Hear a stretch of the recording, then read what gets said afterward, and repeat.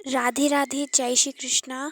श्री किशोरी जू की कृपा से कल हमने श्री हरिवंश महाप्रभु के परम भक्त श्री सेवक जी महाराज का अद्भुत चरित्र रसपान किया।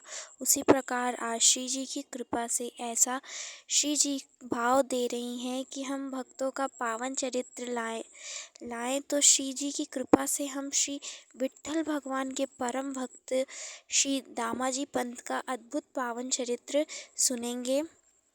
तो श्री पंढरीनाथ के अनन्य भक्त हुए महाराष्ट्र में श्री दामाजी पंत राजा के प्रधान सेवक थे, जो राजकाज के कार्य को देखा करते थे। परंतु ये सब करते हुए भी वे श्री विट्ठल भगवान के चरण कमलों में खूब आश्रित होकर अनन्य भक्ति किया करते थे और यही जपा करते थे, विट्ठल विट्ठल विट्ठल पांडुरंगा पांडुरंगा। वो अपने ये दोनों कार्य बड़ी निष्ठा से करते थे। वो अपने राज्य के कार्य भी करते थे और अपनी अनन्य भक्ति भी किया करते थे। देखिए, एक सच्चा भक्त बनना कोई सरल बात नहीं। हमने कई भक्तों के जीवन में कठिन परिस्थितियां देखी हैं, जैसे मीराबाई हुई, सक्खूबाई हुई, नामदेव जी हुए, भक्त धन्ना। ऐसे बहुत भक्त हैं जिनके जीवन में बहुत कष्ट आए, परंतु उनका भगवान पर अटूट विश्वास निश्चय उन्हें सदैव बचाया रहा है। उसी प्रकार एक बार महाराष्ट्र में घोर अकाल पड़ गया। जो वहाँ की जो जीव जनता थी, प्रजा थे, वो त्राही त्राही माम कर रहे थे, क्योंकि वहाँ खाने को कमी पड़ रही थी।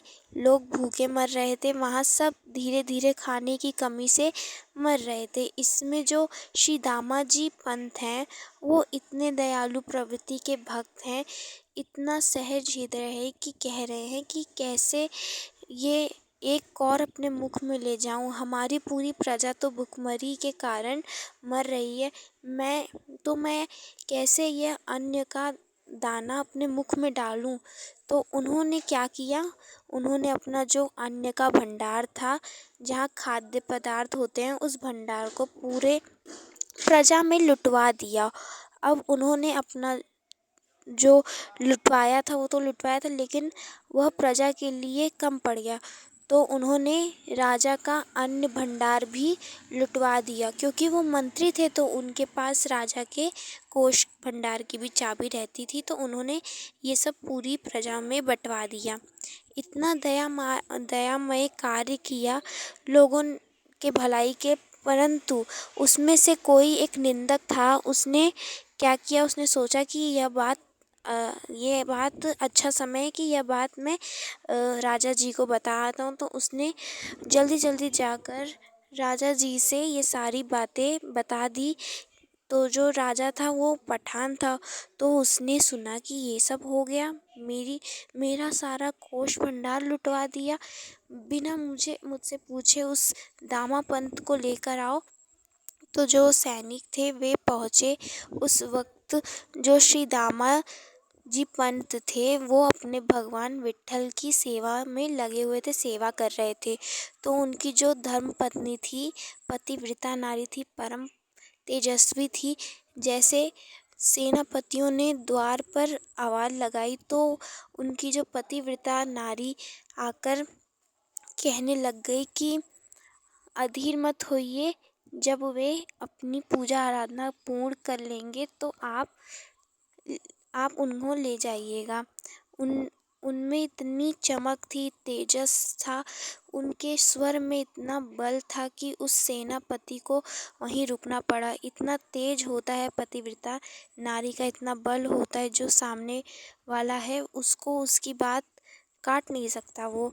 तो श्री दामाजी पंत अपने भगवत आराधना से निवृत्त हुए और वे सेनापति के सामने आए। तो सेनापति उनसे कहते हैं कि आपको बादशाह ने बुलाया है, गिरफ्तार करके लाने के लिए ऐसा आदेश आया है। बादशाह का बात उन्होंने मानी। श्री दामा पंत ने हाँ भर कर उनके साथ चले दिए। तो वहीं मार्ग पर रास्ते पर पंढरपुर पड़ा तो जो श्री दामाजी पंत थे उन्होंने सैनिकों से आग्रह किया कि मैं अभी भले एक कैदी हूँ, मुजरिम हूँ, परंतु अगर आपकी आज्ञा हो तो मैं प्रभु के दर्शन कर सकता हूँ। तो सैनिकों ने हाँ कह दिया। तो श्री दामाजी पंत वहीं उस मंदिर में प्रवेश कर लिए। हाथों में हथकड़ियाँ हैं और प्रभु से यही कह रहे हैं, आँखों में अश्रु की धारा है, कह रहे हैं कि अगर मैं गलत हूँ, मैं कुछ बुरा काम किया हूँ तो मुझे उसकी सज़ा ज़रूर मिलनी चाहिए। हाँ, मैंने बादशाह राजा का कोष गृह लुटवा दिया, वो भी उन असहाय व्यक्तियों में से जिनके पास कुछ खाने को नहीं था, उन दिनों में बिटवा दिया। हाँ, अगर अपराधी हूँ तो मुझे अपराध का दंड मिलना चाहिए, परंतु किसी अन्य व्यक्ति के हाथों से नहीं, बल्कि प्रभु आपके हाथों से, किसी और से नहीं मैं कोई दंड पाना चाहता। प्रभु, मैं आपके हाथों से वह दंड पाना चाहूँगा। फिर प्रभु भक्ति लज्जित हो जाएगी। फिर कहते हैं, प्रभु यही मेरे दृष्टि में धर्म था, इसलिए मैंने ऐसा कार्य किया। उन दुखियों का अधिकार था कि वह भोजन पाएं, और अगर ये कार्य मैं नहीं करता तो मेरी भक्ति का क्या ही अर्थ होता। तो यहाँ जो पंत जी थे, तो श्री दामाजी पंत तो भगवान से वार्ता कर रहे थे, प्रभु से वार्ता कर रहे थे। उधर प्रभु को अपने भक्त को संकट में देखा ना गया, उसको संकट में सहा नहीं गया। तो जो पंत जी थे वो तो श्री ठाकुर जी से, प्रभु से बातें कर रहे थे।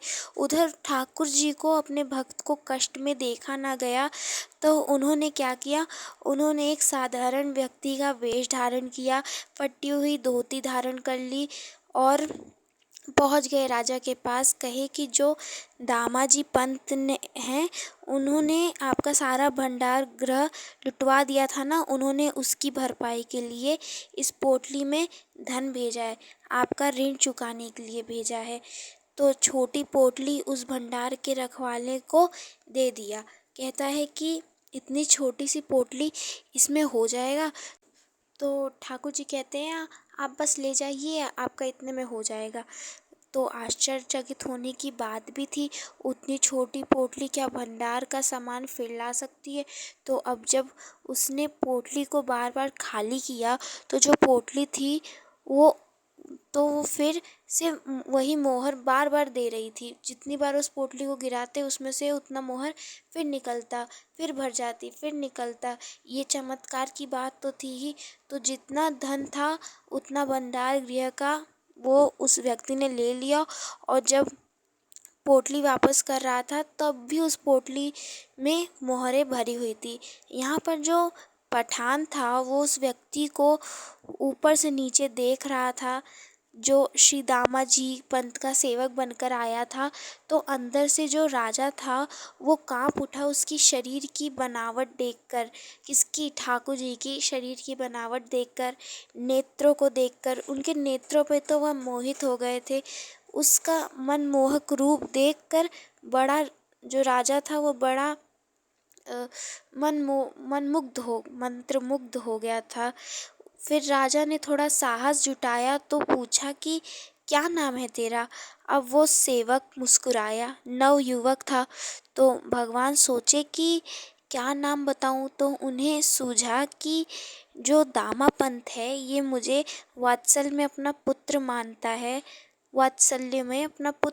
है और मुझे पुकारता है विट्ठू विट्ठू, तो मैं यही नाम बता देता हूँ। तो सेवक ने अपनी मीठी वाणी से, अपनी मीठी बोल से कहा, मेरा नाम विट्ठू है। इतना ही सुनते राजा तो मोहित हो गया। उनकी वाणी पर ही राजा मंत्रमुग्ध हो गया। तो मन ही मन में अपना सब कुछ वह न्योछावर कर रहा है राजा।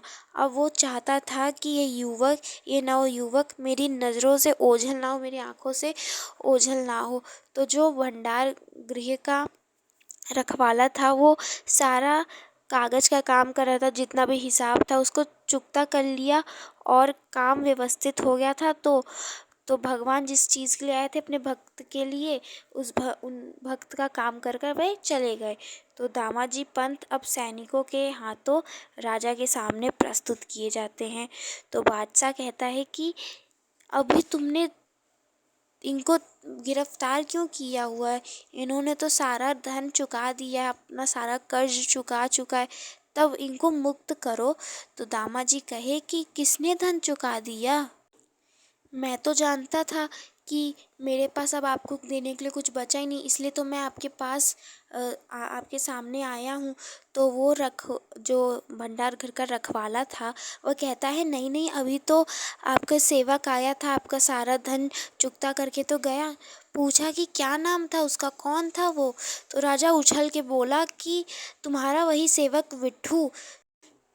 तो जो राजा था वह गिड़गिड़ाने लग गया कि ये दामापंत, तुम वही अपने सेवक को एक बार बुला ले आओ, मुझे उससे मिला दो। तुम्हारा वो जो सारा धन चुकता करके गया, मुझे उसके एक बार उसे दिखा दो, एक बार उसे ले आओ।